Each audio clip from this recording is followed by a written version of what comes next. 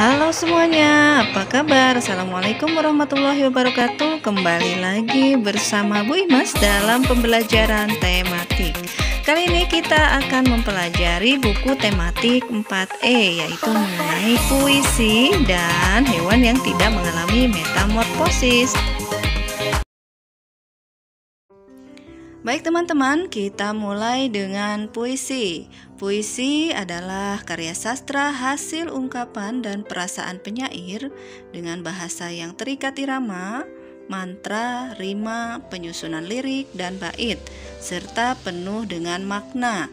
Sementara unsur-unsur puisi terdiri dari unsur fisik dan struktur batin. Yang pertama yaitu struktur fisik yang terdiri dari perwajahan puisi. Baris puisi tidak selalu dimulai dengan huruf kapital dan diakhiri dengan titik. Yang kedua yaitu imaji atau susunan kasta pada puisi membuat seolah-olah pembaca seperti melihat, mendengar atau merasakan apa yang dialami oleh penyair. Yang ketiga yaitu kata konkret. Penggunaan kata yang memunculkan imajinasi berhubungan dengan kiasan atau lambang. Selanjutnya yaitu gaya bahasa. Di dalam puisi banyak menggunakan makna-makna konotasi atau yang tidak sebenarnya sehingga memunculkan berbagai makna. Rima atau irama. Rima adalah bunyi vokal pada kata terakhir dari puisi. Sementara untuk struktur batin puisi yaitu terdiri dari tema, rasa, dan amanat. Setiap puisi harus memiliki tema ya. Kemudian juga rasa yaitu sikap penyair mengenai pokok permasalahan yang terdapat dalam puisinya. Serta amanat, setiap puisi harus memiliki amanat yang akan disampaikan oleh penulis puisi kepada pembaca puisinya. Untuk macam-macam puisi yaitu terdiri dari puisi lama dan puisi baru. Untuk puisi lama contohnya adalah pantun, sementara untuk puisi baru contohnya adalah balada dan himne. Lanjut dengan bagian-bagian puisi yaitu ada baris dan bait. Ya, kita lihat dari baris pertama, selamat pagi dunia. Kemudian baris kedua, sambut mentari dengan senyuman. Baris yang ketiga, wujudkan cita-cita untuk masa depan. Baris keempat, terus berjalan walau penuh rintangan. Dan semua itu jika digabungkan menjadi sebuah bait puisi. Ya, bagian puisi selanjutnya yaitu rima. Rima adalah bunyi vokal pada baris puisi. Kita lihat sebagai contoh pada bait pertama. Lebah dan bunga adalah teman. Kita lihat kata terakhir adalah teman dengan huruf vokal akhir adalah A. Untuk baris yang kedua, lebah dan bunga adalah kawan. Sama ya. Huruf terakhir, huruf vokal terakhir adalah A. Kemudian saling membutuhkan. Nah, sama juga. Kita lihat pada bait yang kedua. Lebah dan bunga adalah sahabat sejati. Huruf vokal terakhirnya adalah I. Baris kedua bersama saling melengkapi. Huruf vokal terakhirnya juga I. Bersama saling menyayangi. Ya, huruf vokal terakhirnya juga I. Nah, setelah tadi teman-teman belajar mengenai puisi, kali ini kita akan belajar mengenai daur hidup.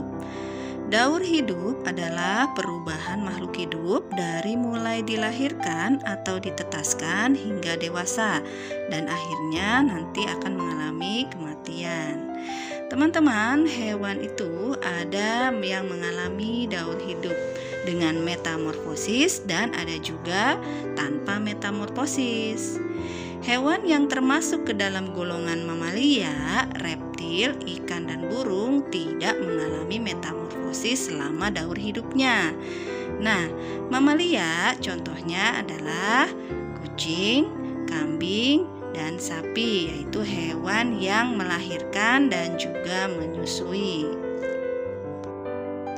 Untuk hewan yang tidak mengalami metamorfosis selanjutnya adalah reptil. Nah, reptil di sini Bu Guru contohkan adalah ular. Reptil adalah hewan yang melata. Umumnya reptil menghasilkan anak dengan cara bertelur, sehingga daur hidupnya pun bermula dari telur. Kemudian ada juga ikan ya nak ya. Ikan juga sama, termasuk makhluk hidup yang tidak mengalami metamorfosis. Ikan berkembang biak dengan cara bertelur juga. Dari telurlah daur hidup ikan kemudian dimulai.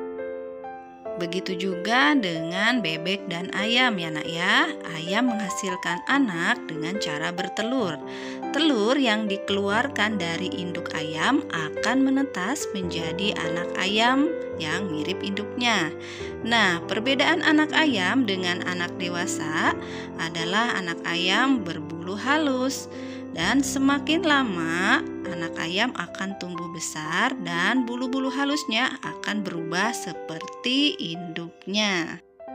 Nah, setelah tadi teman-teman belajar mengenai beberapa hewan yang tidak mengalami metamorfosis, Allah menciptakan hewan-hewan tersebut untuk diambil manfaatnya untuk kehidupan manusia. Di sini Bu Guru akan membacakan salah satu ayat dari Al-Quran, yaitu surah Al-An'am ayat 142 yang berbunyi, dan di antara hewan-hewan ternak itu ada yang dijadikan pengangkut, ada juga yang dijadikan untuk disembelih. Maka makanlah rezeki yang diberikan Allah kepadamu, dan janganlah kamu mengikuti langkah-langkah setan. Terima kasih teman-teman telah mengikuti pembelajaran hari ini. Jika teman-teman semuanya suka dengan channel ini, silahkan like dan subscribe, karena subscribe itu gratis. Terima kasih. Wassalamualaikum warahmatullahi wabarakatuh.